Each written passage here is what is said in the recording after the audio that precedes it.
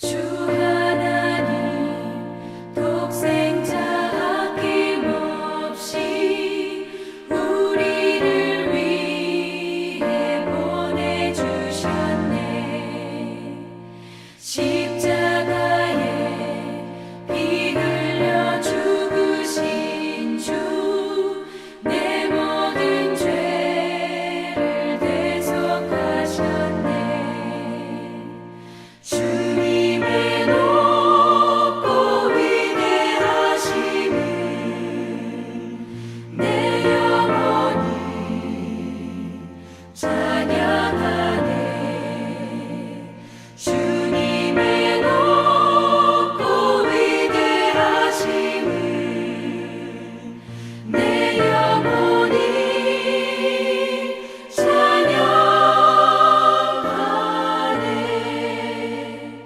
내 주 예수 세상에 다시 올 때 저 천국으로 날 인도하리.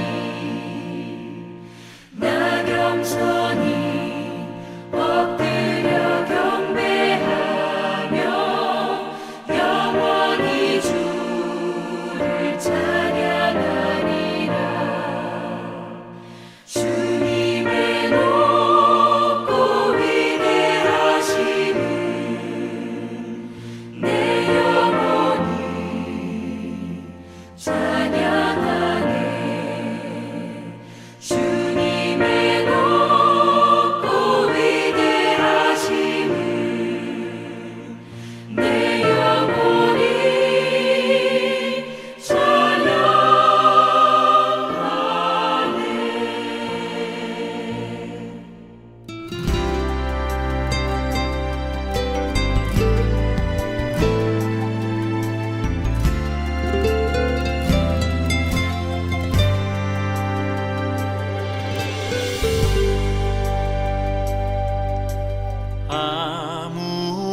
아무것도 두려워 말라. 주 나의 하나님이 지켜주시네. 놀라지 마라, 겁내지 마라. 주님 나를 지켜주시네. 아무것도 두려워 말라. 주 나의 하나님이 지켜주시네. 놀라지 마라, 겁내지 마라. 주님 나를 지켜주시네. 내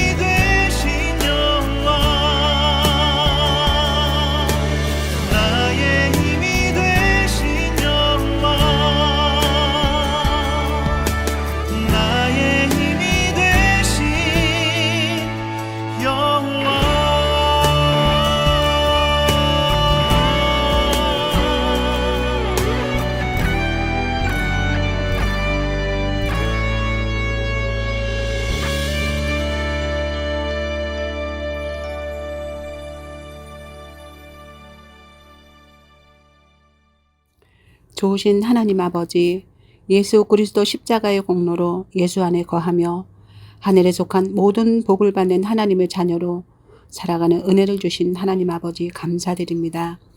주님 앞에 나와 트리니티 성경 공부의 자리에 앉게 해주심에 또한 감사드립니다.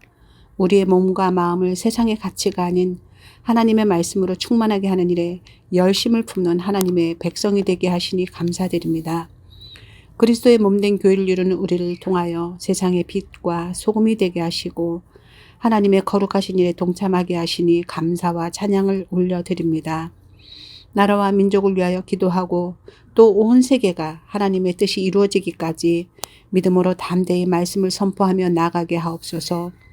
오늘도 수요예배 성경 공부 자리에 앉게 하는 모든 주의 백성에게 영적 귀를 여시사 말씀이 생각과 마음과 우리의 세포마다 새겨지게 하시며 온전한 하나님의 백성다운 삶을 살게 도와주시옵소서. 말씀을 전하시는 사랑하는 이성현 목사님께 성령의 기름 부으심이 넘치게 하심에 감사드립니다.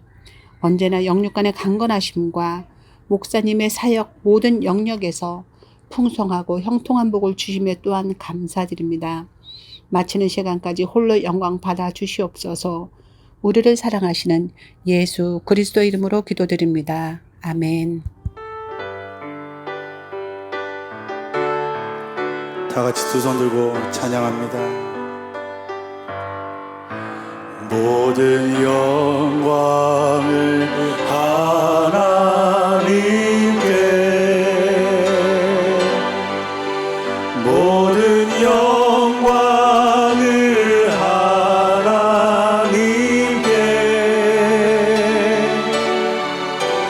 온 마음과 뜻 다해 주 사모합니다. 모든 영광을 하나님께.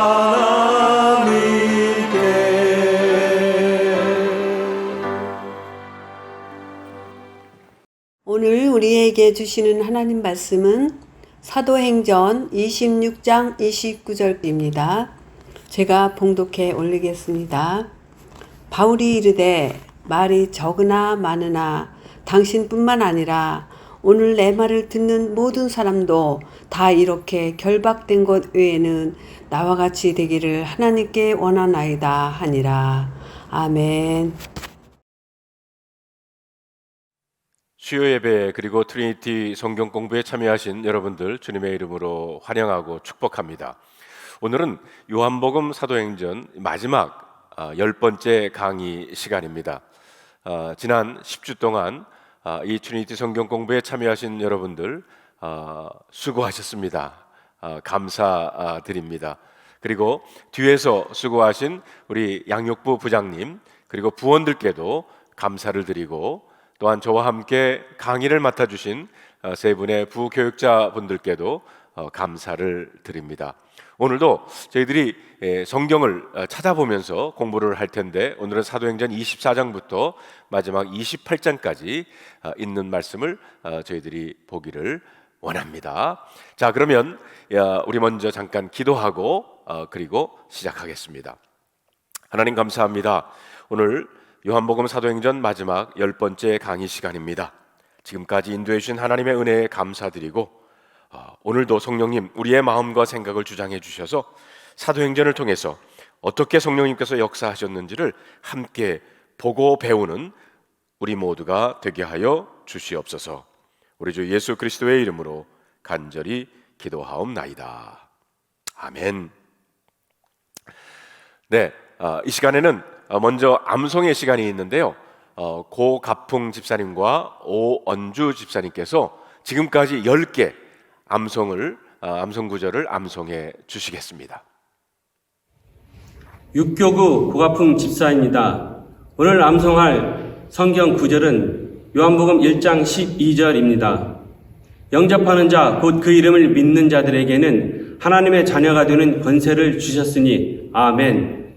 요한복음 3장 5절 예수께서 대답하시되 진실로 진실로 내게 이르노니 사람이 물과 성령으로 나지 아니하면 하나님의 나라에 들어갈 수 없느니라. 아멘. 요한복음 10장 11절 12절 나는 선한 목자라. 선한 목자는 양들을 위하여 목숨을 버리거니와 싹구는 목자가 아니요 양도 제 양이 아니라. 이리가 오는 것을 보면 양을 버리고 달아나나니 이리가 양을 물어가고 또 해치느니라. 아멘. 요한복음 17장 15절. 내가 비옵는 것은 그들을 세상에서 데려가시기를 위함이 아니요 다만 악에 빠지지 않게 보전하시기를 위함이니이다. 아멘. 요한복음 20장 29절. 예수께서 이르시되 너는 나를 본고로 믿느냐? 보지 못하고 믿는 자들은 복 뒤도다 하시니라. 아멘. 사도행전 4장 19절. 베드로와 요한이 대답하여 이르되 하나님 앞에서 너희의 말을 듣는 것이 하나님의 말씀을 듣는 것보다 옳은가 판단하라. 아멘. 사도행전 11장 17절. 그런즉 하나님이 우리가 주 예수 그리스도를 믿을 때에 주신 것과 같은 선물을 그들에게도 주셨으니 내가 누구에게 하나님을 능히 맡겠느냐 하더라. 아멘. 사도행전 16장 31절. 주 예수를 믿으라. 그리하면 너와 내 집이 구원을 받으리라. 아멘. 사도행전 20장 24절. 내가 달려갈 길과 주 예수께 받은 사명 곧 하나님의 은혜의 복음을 증언하는 일을 마치려 하면은 나의 생명조차 조금도 귀한 것으로 여기지 아니하노라. 아멘. 사도행전 26장 29절. 바울이 이르되 말이 적으나 많으나 당신뿐만 아니라 오늘 내 말을 듣는 모든 사람도 다 이렇게 결박된 것 외에는 나와 같이 되기를 하나님께 원하나이다 하니라. 아멘. 제4교구 오은주 집사입니다. 오늘 암송할 성경 구절은 요한복음 1장 12절 말씀입니다. 영접하는 자 곧 그 이름을 믿는 자들에게는 하나님의 자녀가 되는 권세를 주셨으니 아멘. 요한복음 3장 5절. 예수께서 대답하시되 진실로 진실로 내게 이르노니 사람이 물과 성령으로 나지 아니하면 하나님의 나라에 들어갈 수 없느니라. 아멘. 요한복음 10장 11절 12절 말씀. 나는 선한 목자라. 선한 목자는 양들을 위하여 목숨을 버리거니와 삭구는 목자가 아니요 양도 제 양이 아니라 이리가 오는 것을 보면 양을 버리고 달아나나니 이리가 양을 물어가고 또 해치느니라. 아멘. 요한복음 17장 15절. 내가 비옵는 것은 그들을 세상에서 데려가시기를 위함이 아니요 다만 악에 빠지지 않게 보전하시기를 위함이니이다. 아멘. 요한복음 20장 29절. 예수께서 이르시되 너는 나를 본고로 믿느냐? 보지 못하고 믿는 자들은 복되도다 하시노라. 아멘. 사도행전 4장 19절. 베드로와 요한이 대답하여 이르되 하나님 앞에서 너의 말을 듣는 것이 하나님의 말씀을 듣는 것보다 옳은가 판단하라. 아멘. 사도행전 11장 17절. 그런즉 하나님이 우리가 주 예수 그리스도를 믿을 때에 주신 것과 같은 선물을 그들에게도 주셨으니 내가 누구이기에 하나님을 능히 맡겠느냐 하노라. 아멘. 사도행전 16장 31절 말씀. 주 예수를 믿으라. 그리하면 너와 내 집이 구원을 받으리라. 아멘. 사도행전 20장 24절. 내가 달려갈 길과 주 예수께 받은 사명 곧 하나님의 은혜의 복음을 증언하는 일을 마치려 하면은 나의 생명조차 조금도 귀한 것으로 여기지 아니하노라. 아멘. 사도행전 26장 29절. 바울이 이르되 말이 적으나 많으나 당신뿐만 아니라 오늘 내 말을 듣는 모든 사람도 다 이렇게 결박된 것 외에는 나와 같이 되기를 하나님께 원하나이다 하니라. 아멘. 네, 두 분께 감사드립니다. 자, 이제 사도행전 24장에 보면 사도 바울이 벨릭스 총독에게 재판을 받고요. 그리고 25장에서는 그 후임으로 온 베스도 총독에게 재판을 받습니다. 26장에는 아그리빠 왕에게 재판을 받게 되고요. 그리고 27장부터 28장까지는 로마 황제 앞에서 재판을 받기 위해서 사도 바울이 로마로 행하는 여정과 그 이후의 이야기가 기록되어 있습니다. 여러분, 예수님께서 설교를 하시면서 자신의 제자들이 언젠가 이방인들에게 증거하기 위해서 총독들과 임금님들 앞에서 끌려갈 것이다, 이렇게 예언하신 적이 있어요. 여러분, 마태복음 10장 18절을 볼까요? 또 너희가 나로 말미암아 총독들과 임금들 앞에 끌려가리니 이는 그들과 이방인들에게 증거가 되게 하려 하심이라. 사도 바울이 팔레스타인 로마 총독과 왕 앞에서 재판을 받은 내용이지만 사실 이것은 예수님의 예언처럼 그들 앞에서 바울의 복음 증거의 자리였다라고 볼 수가 있습니다. 자, 여러분, 사도행전에 보면 사도 바울이 이 자기의 자신에 대해서 복음을 전하면서 6번 증거한 기록이 거기에 나옵니다.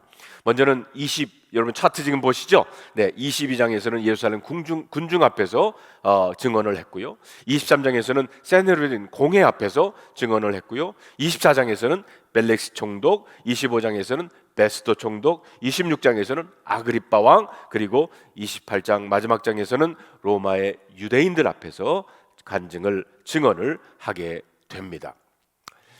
사도행전의 저자인 누가가 바울의 체포와 재판 과정을 비교적 자세하게 기록하고 있습니다. 그의 기록 목적에 따라서 복음이 어떻게 새로운 지역, 즉 로마까지 도달하게 되었는지를 독자들에게 알려주려는 데 있다고 봅니다. 이 과정 자체가 권력을 가진 사람들에게 복음이 전해지는 길이기도 함을 알려주고 있습니다. 자, 먼저 벨릭스 총독 앞에 이제 가게 됩니다. 자, 그 과정을 보면 21장에 바울이 예루살렘에서 체포가 되죠. 그리고 유대인들이 그를 살해하기 직전에 천부장 루시아가 구출해 주기도 합니다. 로마 총독이 있는 가이사랴로 그리고 바울을 입성하게 됩니다. 천부장 루시아의 편지와 함께 바울을 넘겨받은 벨릭스 총독은 바울에 대한 예배 신문을 마친 후에 그를 고소하는 사람들이 올 때까지 기다리기로 합니다. 24장에 이제 보면 고수자들이 가이사야에 도착한 것으로 시작이 됩니다. 자, 그러면 이 벨릭스라고 하는 총독은 어떤 사람입니까? 안토니우스 펠릭스는 서기 52년부터 59년까지 유다 지방의 총독으로 있었습니다. 근데 그의 형은 로마의 재무장관으로 클라우디우스 황제의 어머니로부터 후광을 입고 있었어요. 이 때문에 그의 지위는 흔들리지 않았습니다. 또한 벨릭스의 아내 드루실라는 헤롯 아그리빠 1세의 딸이기도 합니다. 근데 59년 벨릭스 형제 후원자인 클라우디우스 황제의 어머니를 살해한 네로 황제는 펠릭스 형제를 파면을 시킵니다. 그래서 바울이 이 펠릭스 앞에 설 때는 그의 통치 말기인 서기 57년, 다시 말하면 그의 정치적인 입지가 약해져서 유대 지도부의 주장을 무시하기 어려웠던 그런 시기인 것을 우리는 알게 됩니다. 자, 그러면 바울의 고소자들은 누구였습니까? 유대의 지도자들이었죠. 아나니아 대사장, 장로들과 더둘로라고 하는 변호사입니다. 이 더둘로는 로마법에 해박할 뿐만이 아니라 라틴어와 헬라어를 사용하는 아주 달변가였어요. 그래서 아첨하는 말로 시작을 하죠. 그 유대인들이 바울을 기소하는 내용은 이렇습니다. 이 더둘로의 변론을 들어보면, 자, 24장 5절과 6절을 볼까요? 우리가 보니 이 사람은 전염병 같은 자라, 천하에 흩어진 유대인을 다 소요하게 하는 자요, 나사렛 이단의 우두머리라. 그가 또 성전을 더럽게 하려 함으로 우리가 잡았다라고 했습니다. 첫째 제목은 소요죄였어요. 바울은 백성을 정치적으로 선동해서 유대인들에게는 물론 로마 당국에게 해를 끼치는 아주 위험한 그런 인물이다라는 겁니다. 전염병처럼 지극히 위험한 사람이기에 그의 활동을 방치할 경우 유대 지역만이 아니라 로마 제국 전체에 퍼져서 결국 로마가 위태로워질 수밖에 없다는 겁니다. 둘째로는 나사렛 이단의 괴수다라고 그랬어요. 여기 나사렛이란 말은 예수님을 가리키는 동시에 그리스도인들을 지칭하는 말로 그들을 무시하기 위해서 사용됐던 표현입니다. 유대인들은 예수를 나사렛 출신이라 불러서 거짓 메시아로 치부했던 겁니다. 결국 나사렛 이단이란 예수를 따르는 사람들의 집단을 가리키는 겁니다. 셋째로 성전 모독죄라고 그랬어요. 직접적으로 로마법에 관련이 있는 것은 아니지만 로마 제국은 유대 종교에 최대한 관용을 베풀고 있어서 유대 법상으로 사형에 해당하는 성전 모독죄를 강력히 내세운 것이었습니다. 이미 대제사장 아나니아에게 2번에 걸쳐서 바울을 죽이려고 그는 시도를 했죠. 첫째로는 공회에서 여론몰이를 하지요. 죽은 자의 소망 곧 부활을 인하여 내가 신문을 받는다. 그런데 공회원들 사이에 격렬한 그런 논쟁이 붙었어요. 그래서 실패하고 말아요. 왜냐하면 부활의 문제를 얘기했는데 바리새인과 사두개인은 부활에 대해서 다른 의견을 가지고 있었기 때문입니다. 그리고 40명의 자객으로 결사대를 조직을 해가지고 바울을 죽이려고 했지만 천부장의 도움으로 그것도 결국 실패를 하고 맙니다. 자, 24장 10절 이하에 보면 이제 사도 바울의 변호가 시작이 됩니다. 바울의 재판은 현대인이 보기에도 상당히 공정하게 진행되었다고 봅니다. 권력과 재력을 가진 고소자들의 화려한 달변과 은근한 압박에도 불구하고 벨릭스 총독은 바울에게 자신을 변호할 기회를 줍니다. 바울은 더들러가 제시한 증거 중 소동을 일으키다가 잡혔다는 점에 집중을 하게 되죠. 그는 예루살렘에서 잡히기는 했지만 이는 소동이나 백성들을 소란케 했기 때문이 아니라는 겁니다. 그것은 예배를 드리기 위한 방문이었다는 거예요. 소동을 준비하거나 일으킬 그럴 시간적인 여유도 없었습니다. 바울은 예루살렘에서 아무하고도 변론한 적이 없고 성전이나 회당이나 예루살렘 성 안에서 무리를 소동케 한 적이 없었습니다. 나사렛 이단이라고 하는 비난에 대해 바울은 자신이 믿는 바가 다른 유대인들과 조금도 다르지 않다는 겁니다. 그도 조상의 하나님을 섬기고 율법과 선지자들의 글에 기록된 것을 나도 다 믿는다. 저희가 기다리는 것과 같은 하나님을 향한 소망을 그도 가지고 있다. 바울 자신도 하나님 앞과 사람들 앞에서 양심의 꺼리낌 없도록 최선을 다하고 있다. 이렇게 변론을 합니다. 22절부터 23절에 재판의 결과가 거의 나옵니다. 우리 함께 볼까요? 벨릭스가 이 도에 관한 것을 더 자세히 아는 고로 연기하여 이르되 천부장 루시아가 내려오거든 너희 일을 처결하리라 하고 백부장에게 명하여 바울을 지키되 자유를 주고 그의 친구들이 그를 돌보아 주는 것을 금하지 말라라고 했습니다. 누가는 벨릭스 총독이 이 도 말씀이죠. 즉 유대교 안에서 일어난 나사렛 예수에 관한 일을 더 잘 알고 있기 때문에 재판을 더 이상 진행하지 않았다라고 쓴 것입니다. 벨릭스 총독은 해임 되기까지 거의 2년 동안 재판을 재개하지 않았어요. 사도 바울은 24절과 26절에 보면 벨릭스 총독 앞에서 복음을 증언하죠. 벨릭스는 아내 드루실라와 함께 바울을 찾아옵니다. 그는 단순히 호기심을 넘어서 적지 않은 관심을 가지고 바울을 대했어요. 몇 주석가들은 그의 아내 드루실라가 바울을 만나고 싶어 했을 것이다 이렇게 말하고 있습니다. 드루실라는 헤롯 대왕의 손자인 헤롯 아그리파 1세의 딸이고 아그리파 2세의 누이입니다. 바울은 그들에게 복음을 전했고 특히 의와 절제와 오는 심판에 대해서 설교를 합니다. 그들의 불의와 무절제한 삶을 지적을 하고 하나님의 심판을 경고함으로 그들이 회개하고 복음을 받아들이도록 한 것입니다. 사도 바울은 이런 기회를 자신의 무죄나 석방을 위한 기회로 삼지 않았다는 거예요. 벨릭스는 설교를 들으면서 괴로움을 느꼈다고 했습니다. 그 이후에도 벨릭스는 자주 바울을 불러 이야기를 들었어요. 바울에게서 돈을 얻기 바라는 마음이 있었다고 지적도 하고 있습니다. 재판 과정에서 바울이 유대 민족을 위한 구제금을 가지고 있다는 진술이 나왔을 것입니다. 어처구니 없는 일이지만 그러나 그 순간을 통해서 바울은 복음을 전했던 것입니다. 성경을 자세히 보면 이제 24장과 25장 사이에는 2년이라고 하는 시간적인 공간이 있습니다. 벨릭스 총독은 아무런 판결을 내리지 않은 채 사도 바울을 2년 동안이나 감옥에 가두어 두었습니다. 그는 바울이 죄가 없다는 사실을 알고 있었어요. 그러면서도 혹시 바울에게서 돈을 받을 수 있을까 바랬고요. 다른 한편 유대인의 마음을 얻고자 바울을 그대로 구류하여 두었던 것입니다. 그러나 바울에게 있어서 이 2년이라고 하는 시간은 무의미한 시간은 결코 아니었었어요.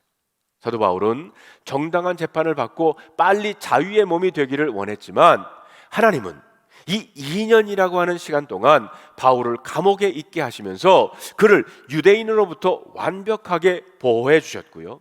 그것만이 아니라 이 기간 동안 그의 가슴 속에 새로운 비전, 다시 말하면 로마로 가고자 하는 그런 꿈을 주게 되었던 것입니다. 하나님은 사도 바울의 인생에 큰 그림을 그리시고 그의 인생을 이끌어 가시고 계셨던 겁니다. 3번의 재판을 받고 2년 동안을 감옥에 갇혀 있었지만 그것은 다시 말하면 하나님의 섭리였다는 것입니다. 자, 사도행전 25장 1절로 3절에 있는 말씀을 볼까요? 베스도가 부임한 지 3일 후에 가이사랴에서 예루살렘으로 올라가니 대제사장들과 유대인 중 높은 사람들이 바울을 고소할세 베스도의 호의로 바울을 예루살렘으로 옮기기를 청하니 이는 길에 매복하였다가 그를 죽이고자 함이더라.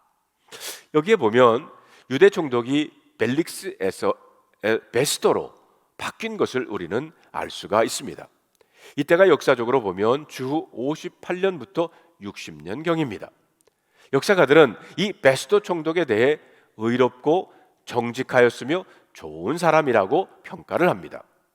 본문에 보면 그는 총독으로 부임한 지 3일 만에 가이사랴에서 예루살렘으로 올라갑니다.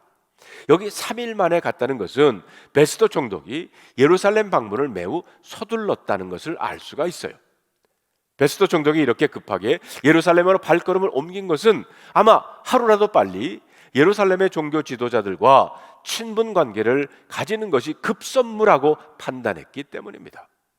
예루살렘은 당시 유대의 수도였고 더욱이 종교적인 중심지이기도 했습니다. 그리고 정치적으로는 상당히 민감한 지역이었어요. 베스도 총독으로서는 결코 예루살렘을 가볍게 볼 수 있는 것이 아니었습니다. 베스도 총독이 예루살렘을 방문하자 대제사장들과 유대인 중 높은 사람들이 총독을 맞이합니다. 그들은 베스도 총독을 만나자마자 사도 바울을 예루살렘으로 이송해 주기를 요청을 했어요. 왜 그들은 베스도 신임 총독에게 사도 바울을 예루살렘으로 옮겨서 재판을 해달라고 부탁을 했을까요? 성경에 보면 사실 그들의 목적은 정당한 재판이 아니었습니다.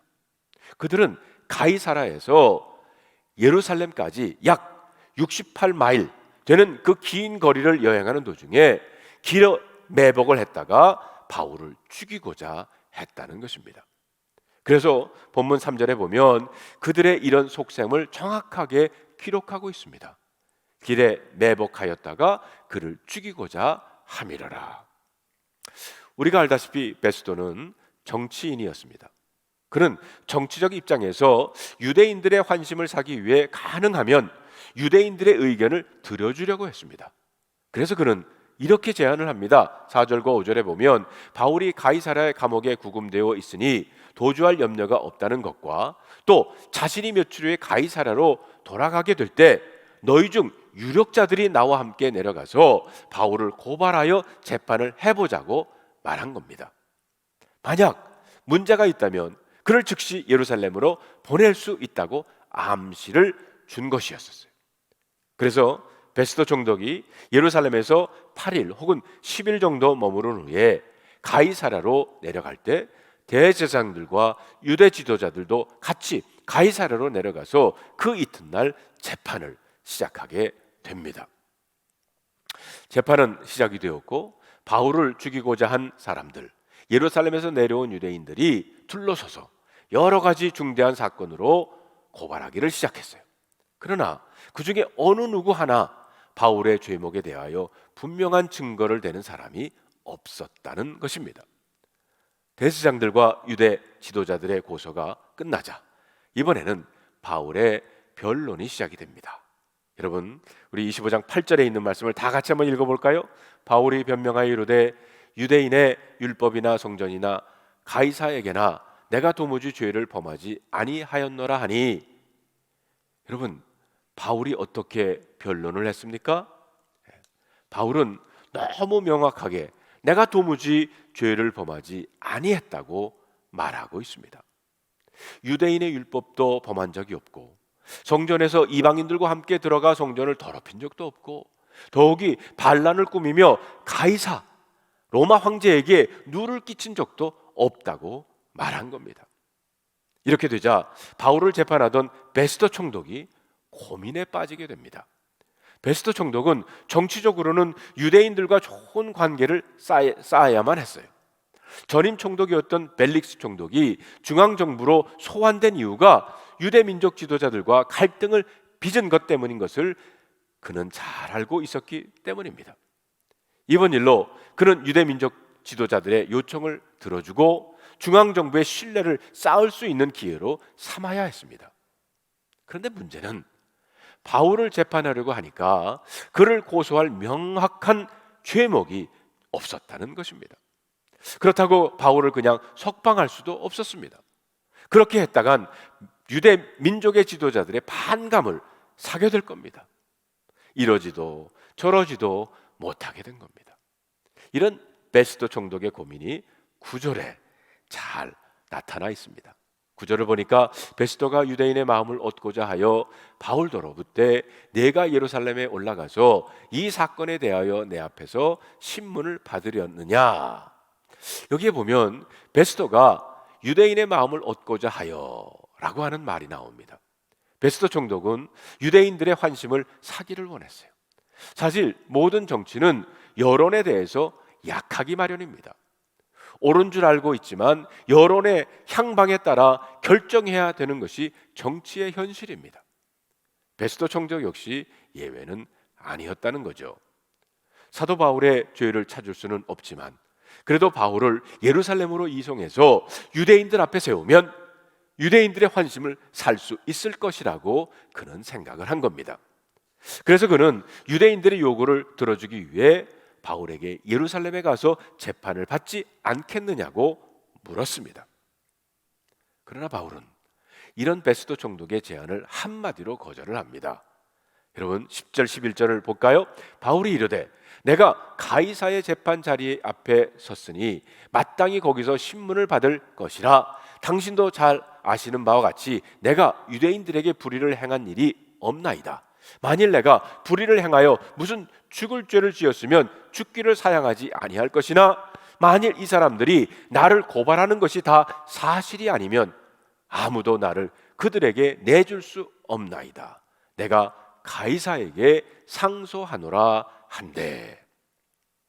여기에 보면 바울은 자신은 로마 시민의 한 사람으로서 가이사의 법정에서 재판받기를 했으니 굳이 예루살렘에 갈 필요가 없다는 입장을 밝힙니다. 예루살렘에 가는 것이 아니라 가이사의 재판을 받겠다고, 그래서 가이사에게 상소한다고 말하고 있습니다. 당시 로마 제국이 자국의 시민을 보호하기 위해서 만든 최고의 시민 권리가 바로 로마 황제에게 직접 호소를 할 수 있는 것이었습니다. 이것을 프로보카치오라고 불렀어요. 바울은 바로 이 프로보카치오를 사용해서 가이사에게 상소하노라 이렇게 말하는 겁니다. 사실 바울은 죄가 없습니다. 다시 재판을 받으면 분명히 무죄인 것이 드러날 겁니다. 바울 자신도 그것을 알고 있었어요. 그럼에도 불구하고 바울이 가이사에게 재판을 받겠다고 말합니다. 왜 그렇습니까? 그것은 바로 주님이 주신 말씀 때문입니다.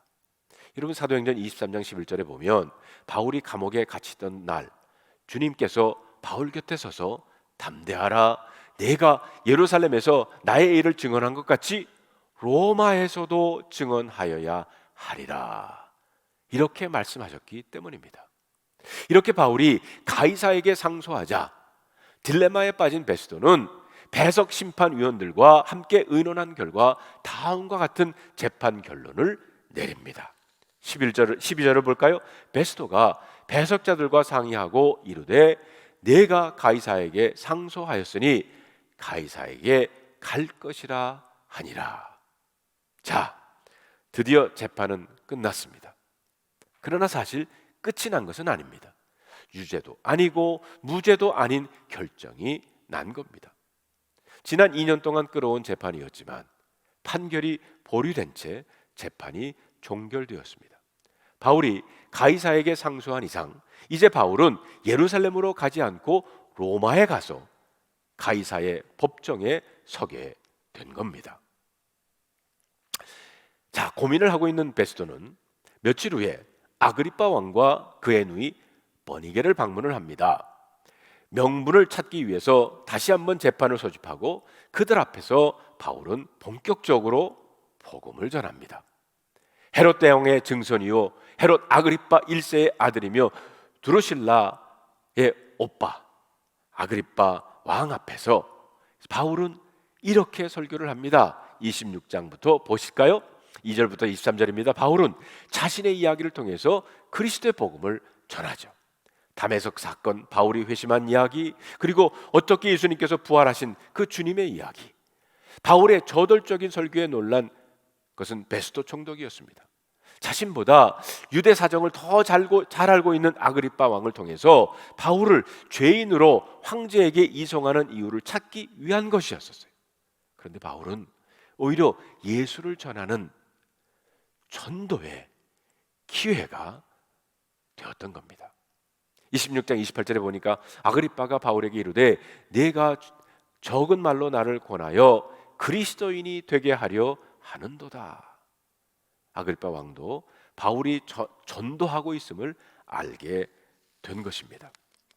여러분 26장 32절을 볼까요? 이에 아그리빠가 베스도에게 이르되 이 사람이 만일 가이사에게 상소하지 아니하였더라면 석방될 수 있을 뻔하였다 하니라. 자, 이제 바울이 로마로 가는 여정을 시작하기 전에 먼저 지난주 나눔과 성찰을 여러분과 함께 한 분의 성찰을 나눠보기를 원합니다. 지난주 질문이 하나님의 뜻에 순종하며 가고 있다고 믿고 있는데 계속 방해자들이 내 앞에 가로막는 경험을 한 적이 있는가? 그럴 때 어떻게 하는가? 또 내가 똑바로 가고 있다는 것을 어떻게 아는가? 이런 질문이었습니다. 거기에 대해서 어떤 한 분이 존 맥카서 목사님의 어려운 결정을 쉽게 만드는 방법이라고 하는 그런 글을 소개를 하고 있었어요. 내가 똑바로 가고 있는지를 분별할 수 있는 잣대, 그것 10가지를 존 맥카서 목사님의 그 10가지를 써주셨어요. 그거를 여러분과 잠깐 소개할까 합니다. 첫째, 이것이 영적으로 유익인가? 둘째, 나를 영적으로 성숙하고 강건하게 해주는가? 셋째, 그리스도를 섬기는데 지장을 주거나 짐이 되는가? 넷째, 이 일이 나를 속박하거나 노예로 만들지는 않는가? 다섯째, 이 일이 자유라는 구실 아래 내 죄를 가리지는 않는가? 여섯째, 이 일이 그리스도의 주되심을 방해하고 있지는 않는가? 일곱 번째, 다른 그리스도인들에게 본보기가 되는가? 여덟 번째, 이 일이 다른 사람을 그리스도께로 인도하는가? 아홉 번째, 이 일이 그리스도를 닮아가는 행동인지 예수님이라면 이 일을 하셨을까? 열 번째, 이 일이 하나님을 영화롭게 하는가? 이 10가지 원칙에 비추어 보면서 내가 가는 길이 과연 옳은 길인가, 바른 길인가, 우리도 함께 한번 우리의 모습을 비춰 보았으면 합니다. 자, 이제 바울이 드디어 로마를 향하게 됩니다. 그 로마로 향하는 그 지도를 이제 여러분 스크린에 보시죠? 이런 걸 한번 스크린샷을 해주시면 좋을 것 같습니다. 그리고 바울이 로마로 향하는 그 경로를 이렇게 표로 만들었는데 여러분 이것도 보시면서 또 성경을 읽으시면 여러분들에게 큰 도움이 될 것 같아요. 자, 27장에서는 먼저 바울이 이제 배를 타고 가다가 풍랑을 만나죠. 그래서 2주 동안 일어난 사건을 이렇게 표로 만들어 놨는데 이것도 여러분들이 성경을 읽어가는데 도움이 될 겁니다. 자, 이 바울을 태운 배가 로마를 향해 가다가 풍랑을 만나게 됩니다.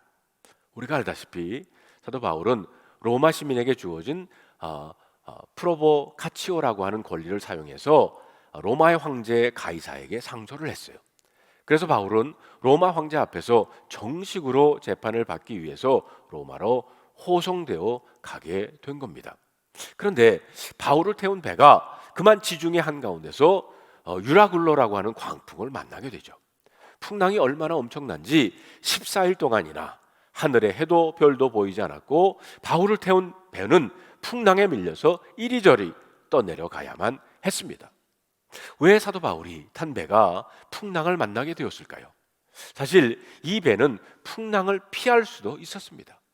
왜냐하면 사도 바울이 처음부터 이 배의 항해를 만류했기 때문입니다. 여러분 27장 10절과 11절의 말씀을 우리 다 같이 한번 읽어 볼까요? 말하되 여러분이여 내가 보니 이번 항해가 하물과 배만 아니라 우리 생명에도 타격과 많은 손해를 끼치리니라 하되 백부장이 선장과 선주의 말을 바울의 말보다 더 믿더라. 여기 보면 항해를 시작하기 전에 이미 사도 바울은 풍랑이 닥쳐올 것을 예고를 했습니다. 그러나 백부장 율리오는 바울의 말을 무시하고 항해를 강행합니다. 그러다가 풍랑을 만나게 되었다는 겁니다.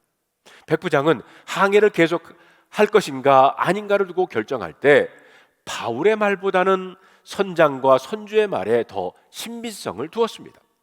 바울은 죄수의 신분이고 선장과 선주는 전문가였습니다. 그렇기 때문에 백부장이 선장과 선주의 말에 더 귀를 기울였다는 것은 어쩌면 당연한 결정인지도 모릅니다.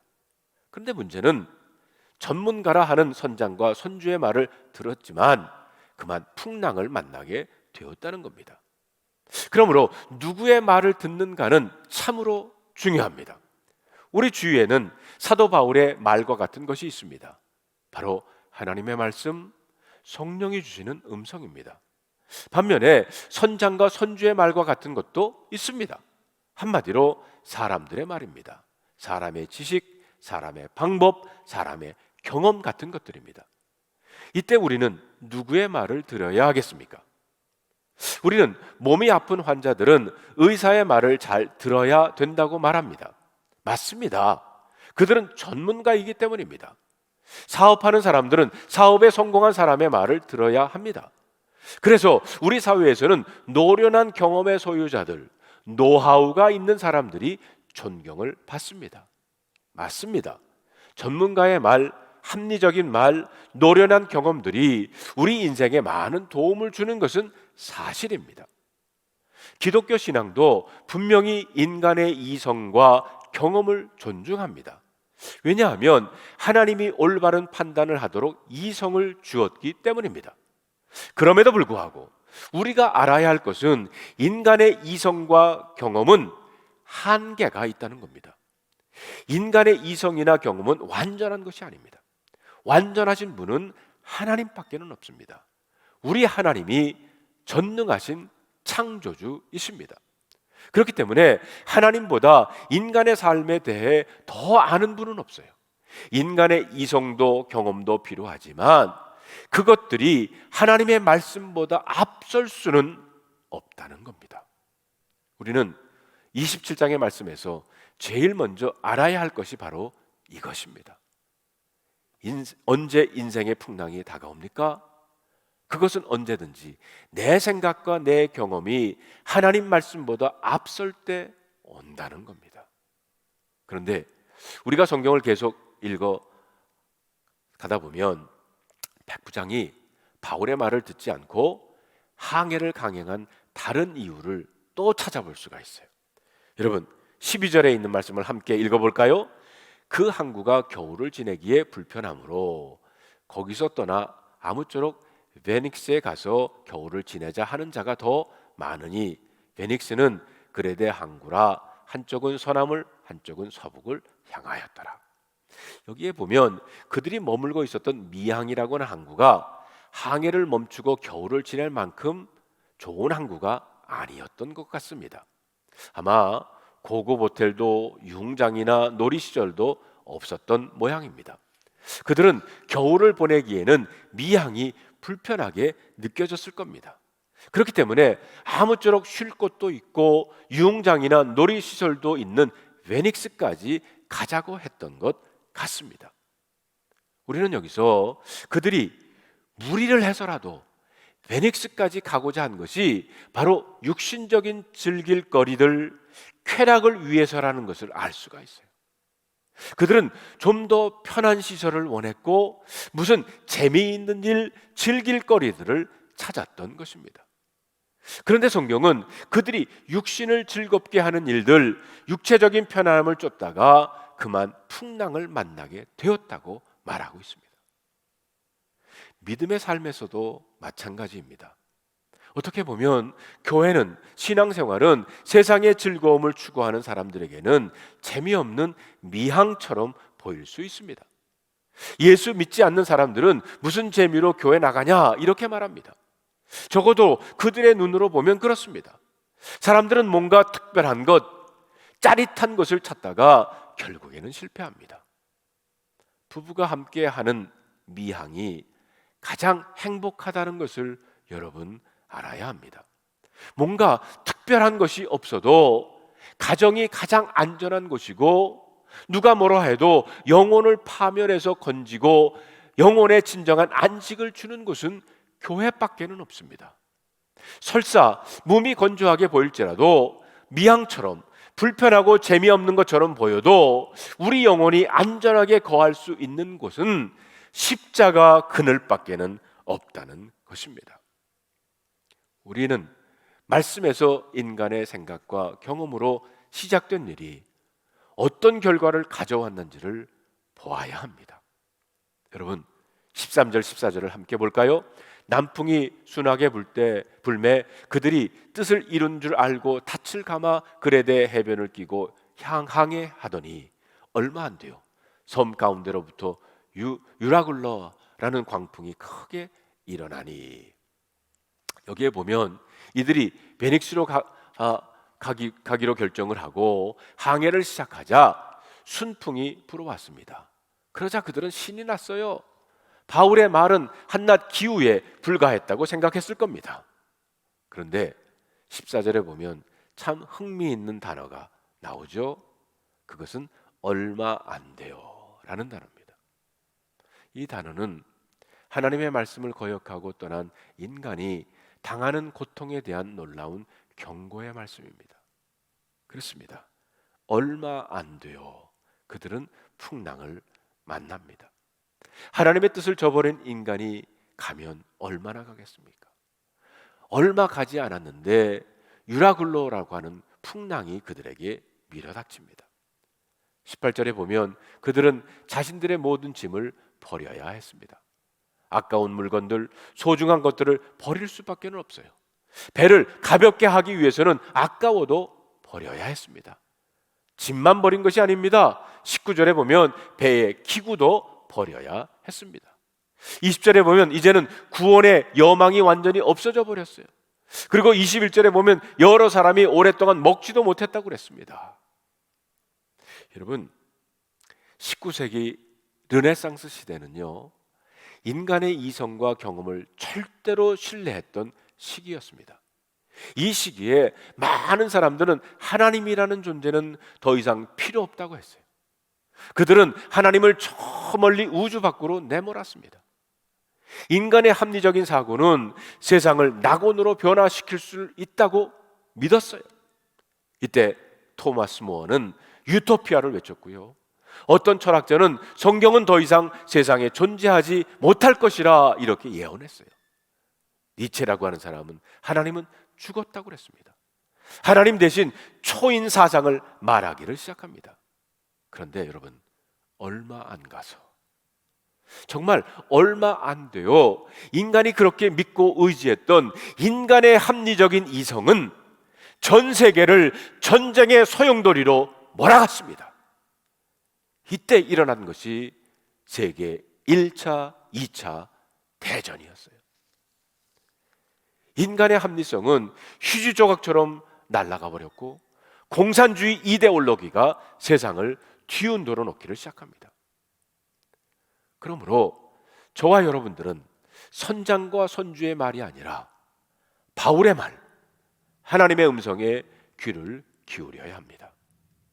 혹시 하나님 말씀은 대강 듣고 예의상만 들어주는 척하고 일을 할 때는 사람들의 생각이나 경험을 더 의지하는 것은 아닙니까? 여러분, 한번 따라해 보시길 바랍니다. 하나님의 말씀보다 앞서지 말자. 하나님의 말씀보다 앞서지 말기를 바랍니다. 또한 우리는 풍랑 한가운데서도 믿음을 고백했던 바울을 눈여겨볼 필요가 있습니다. 보십시오.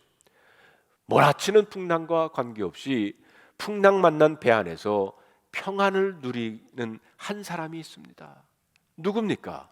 바로 사도 바울입니다. 여러분, 21절과 22절에 보면 바울이 그들 가운데 서서 이렇게 말합니다. 사도 바울은 불안과 초조에 빠진 그들에게 안심하십시오. 여러분은 죽지 않습니다. 이렇게 외쳤어요. 바울은 두려움에 절망에 사로잡혀 있는 사람들에게 소망의 메시지를 주었습니다. 어느 순간 바울은 풍랑 만난 배를 이끌어가는 지도자의 자리에 서게 되었다는 겁니다. 성도 여러분, 지도자란 바로 이런 사람입니다. 절망 속에서 소망을 줄 수 있고 캄캄한 앞길에 빛을 비출 수 있는 사람입니다. 아직까지 별빛은 보이지 않고 여전히 파도의 수위가 낮아진 것도 아니고 어제와 똑같은 고난이 오늘도 계속되고 있지만 그럼에도 불구하고 바울은 두려워 말고 안심하라고 말합니다. 풍랑 만난 사람들을 격려하고 그들에게 소망을 심어 주었습니다. 그렇다면 바울은 어떻게 이런 상황 속에서 안심할 수 있었습니까? 어떻게 풍랑과 관계없이 담대할 수 있었습니까? 여러분, 그 답이 23절로 25절에 나옵니다. 우리 함께 볼까요? 내가 속한 바 곧 내가 섬기는 하나님의 사자가 어젯밤에 내 곁에 서서 말하되 바울아 두려워 말라. 내가 가이사 앞에 서야 하겠고 또 하나님께서 너와 함께 항해하는 자를 다 내게 주셨다 하였으니 나는 내게 말씀하신 그대로 되리라고 하나님을 믿노라. 그렇습니다. 폭풍우가 몰아치고 칠흑 같은 어두움 속에서도 바울이 담대하게 말할 수 있었던 것은 바로 하나님의 음성을 들을 수 있었기 때문입니다. 그는 하나님이 나에게 말씀하셨다. 나는 그 하나님을 믿노라. 이렇게 명확하게 말하고 있습니다. 그런데 여러분, 여기서 우리는 바울의 고백을 주의 깊게 봐야 합니다.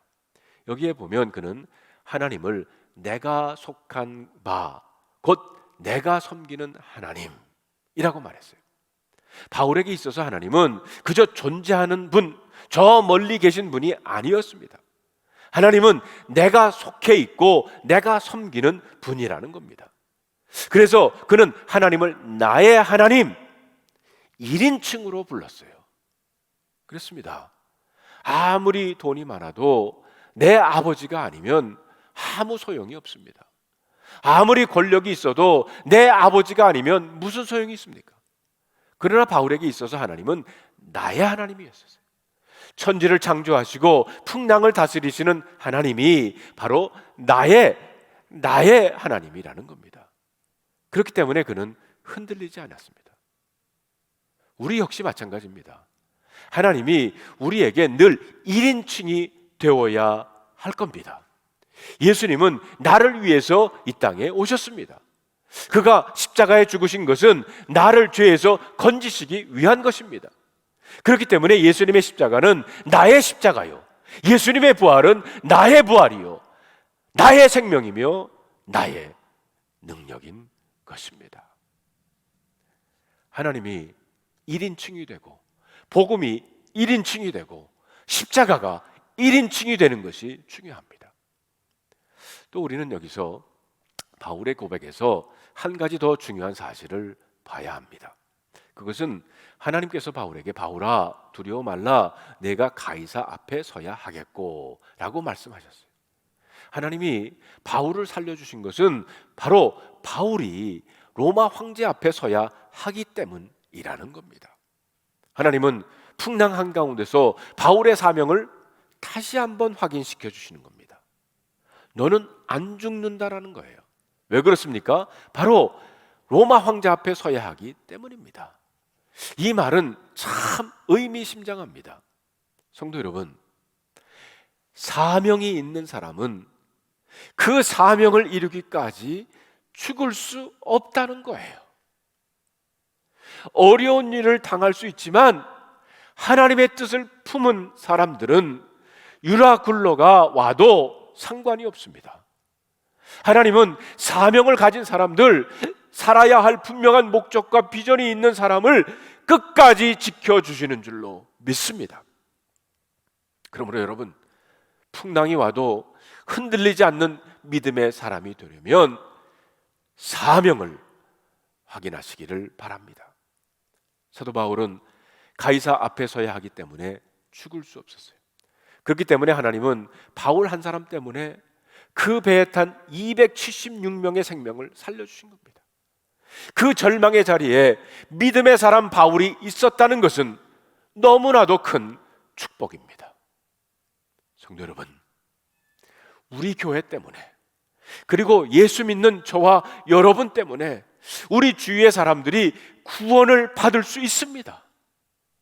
바울 한 사람 때문에 절망적인 상황이 반전되는 겁니다. 성도 여러분, 오하나 여러분, 코로나 팬데믹이라고 하는 풍랑 속에서 사명을 붙잡읍시다. 그 사명이라고 하는 것은 생명을 죽이는 사명이 아니라 생명을 살리는 사명인 줄로 믿습니다. 사도행전은 사도 바울이 로마에 입성하는 것으로 끝을 맺습니다. 역사적으로 보면 바울이 로마에 간 시기는 주후 한 60년경입니다.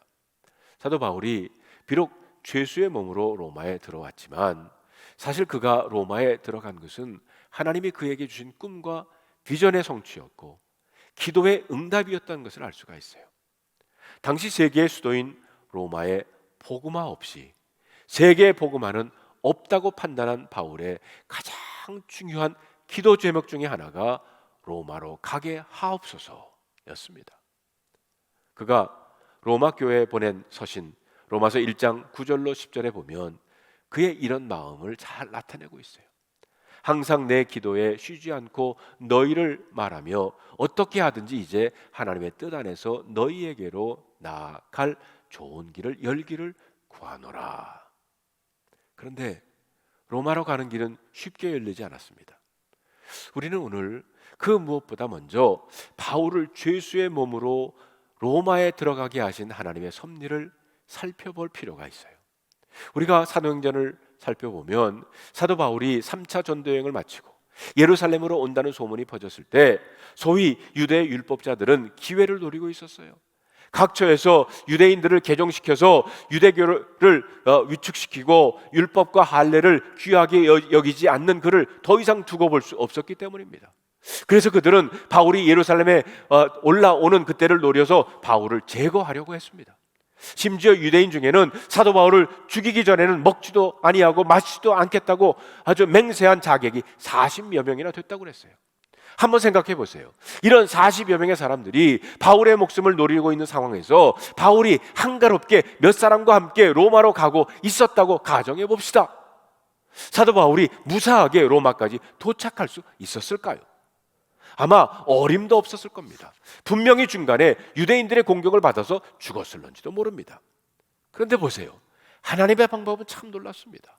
하나님은 바울을 죄수의 몸으로 로마 황제의 재판을 받기 위해서 가는 특별 VIP 죄수의 몸이 되게 하셨습니다.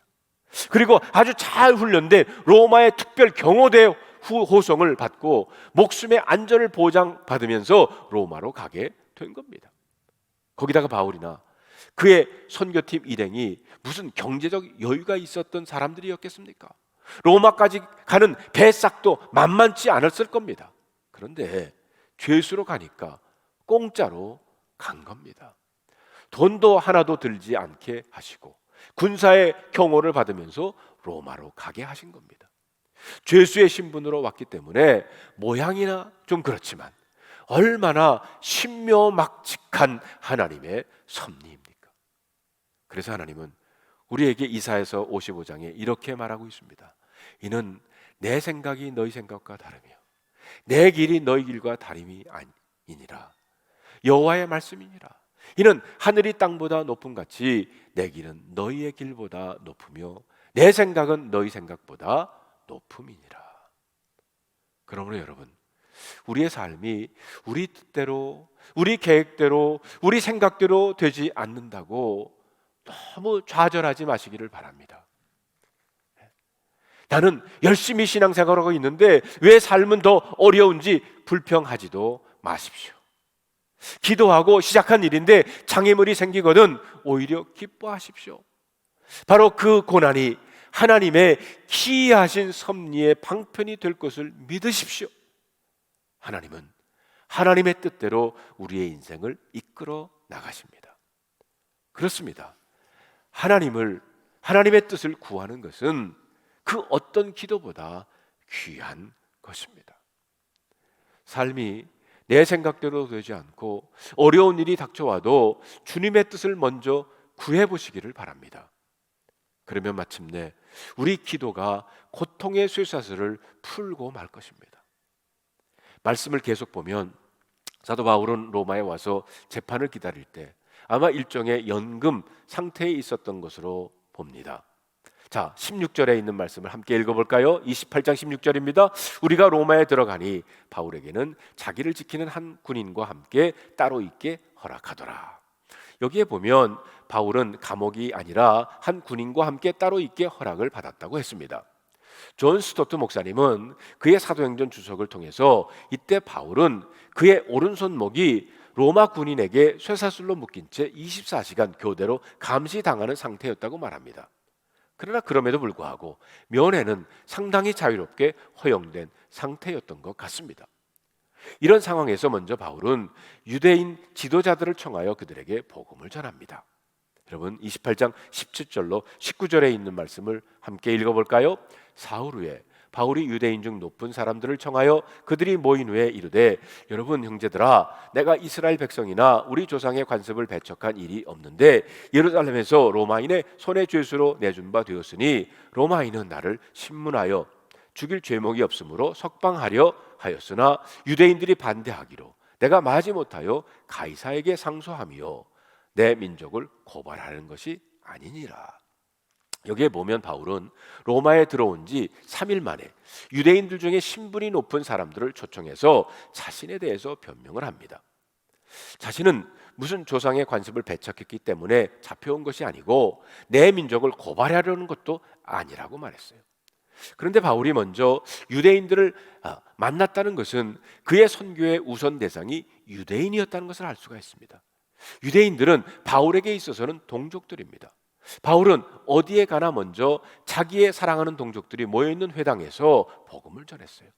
그래서 로마에 와서도 바울은 유대인들을 먼저 만나고 그들에게 복음을 전할 기회를 가지려고 한 것입니다.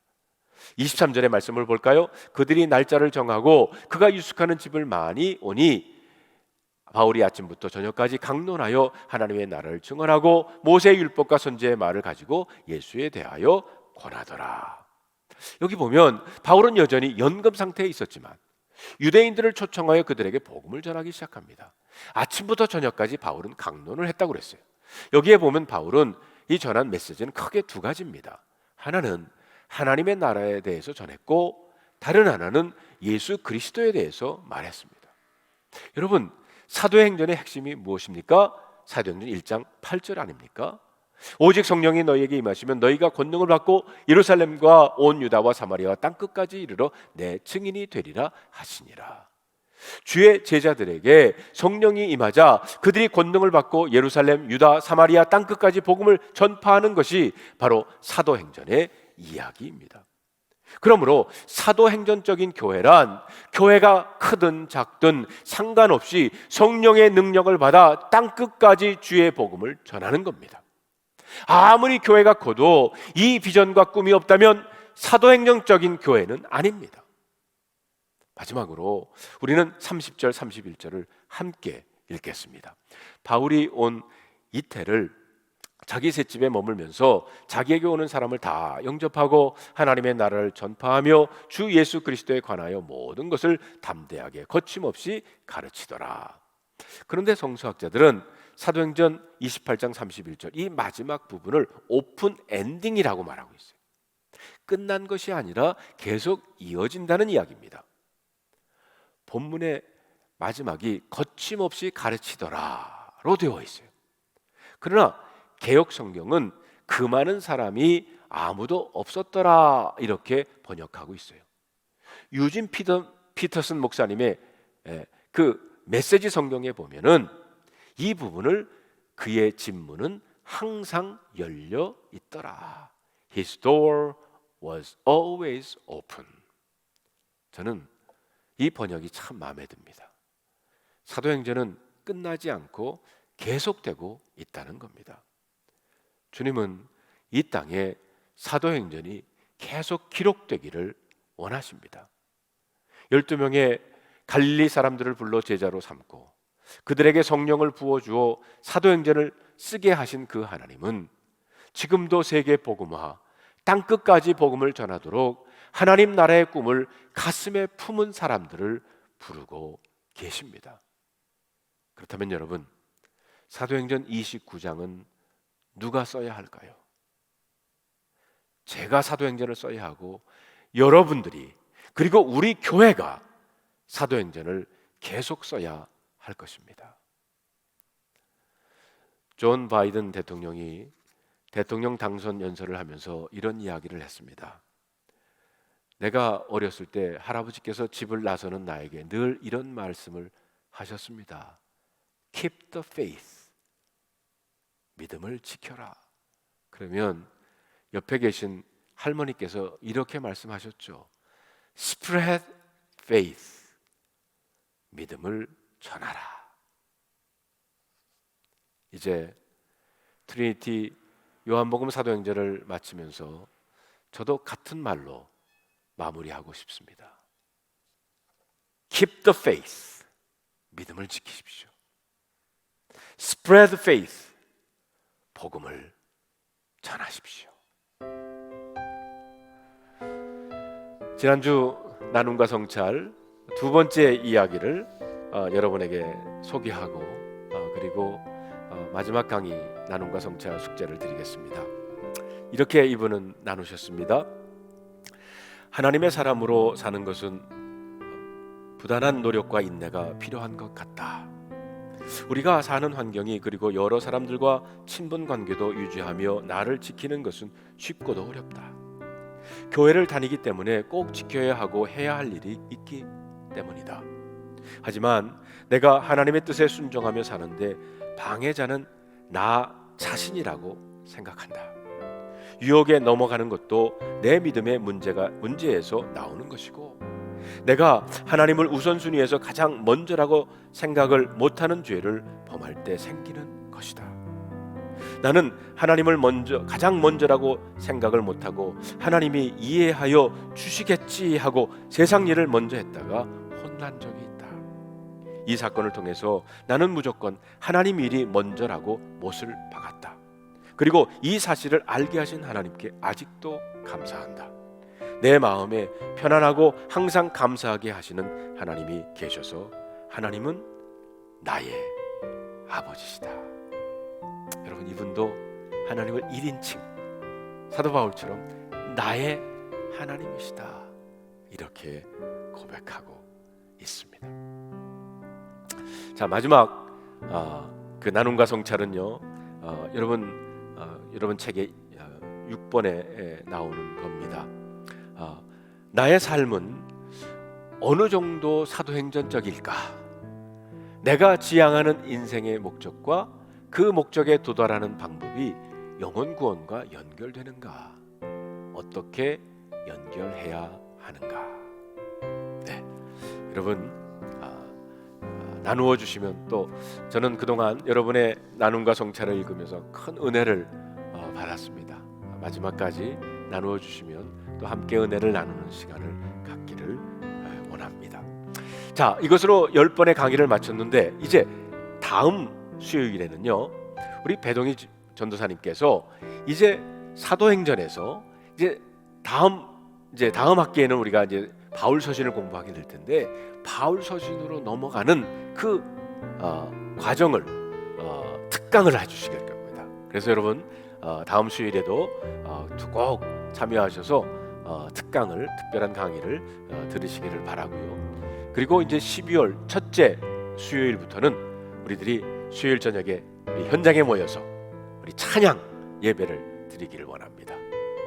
여러분 이렇게 지난 10주 동안 요한복음과 사도행전 트리니티 성경 공부에 참여해 주신 여러분들께 다시 한번 감사를 드립니다. 기도하겠습니다. 하나님 감사합니다.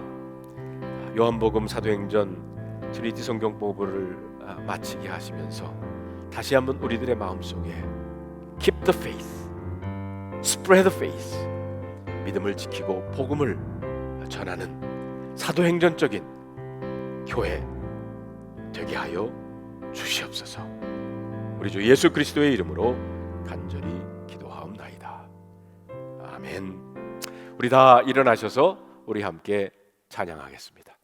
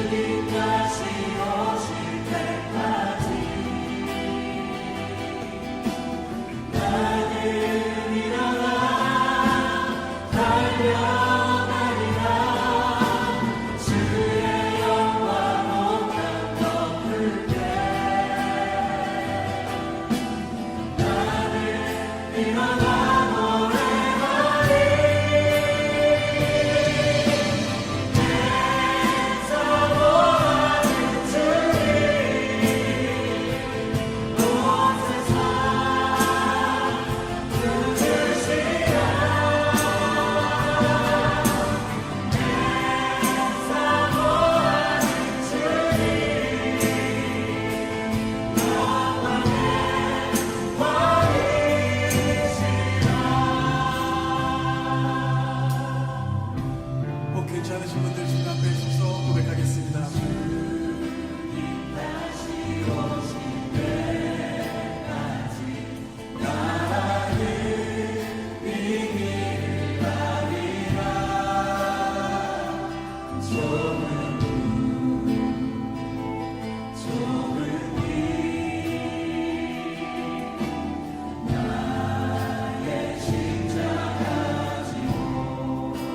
주님 감사합니다.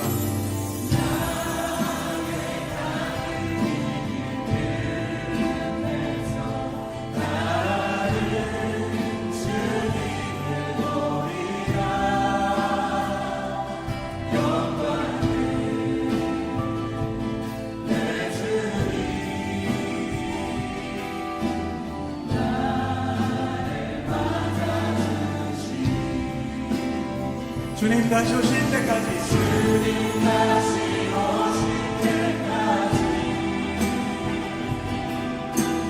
나는 일어나 달려가리라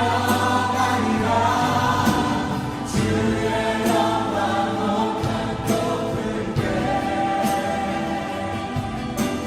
나는 일어나 노래하리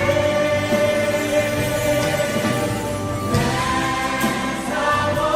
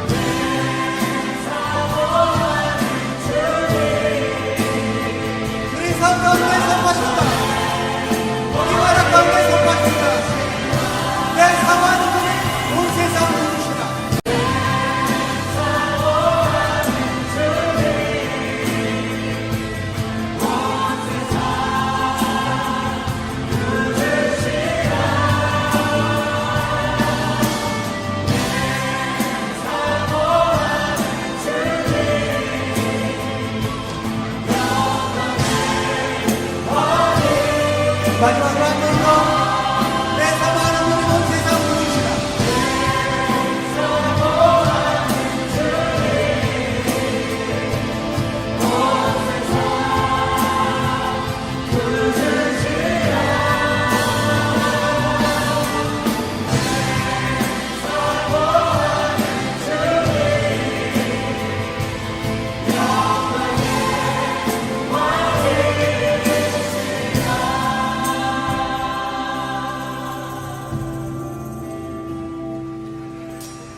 이제는 우리 주 예수 그리스도의 은혜와 하나님 아버지의 지극하신 사랑하심과 성령의 감화 감동하심이 하나님은 나의 하나님이십니다 이렇게 고백하며 사도행전적인 삶을 살기로 결단하는 주님의 사랑하는 자녀들 위해 함께하여 주시옵기를 우리 주 예수 그리스도의 이름으로 축원하옵나이다.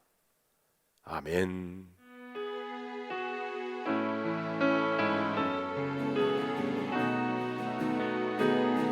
두 손 들고 찬양합니다. 두 손 들고 찬양합니다. 오실 왕 여호와께 주만이 나를 다스리네. 나 주님만을 섬기리 헛된 마음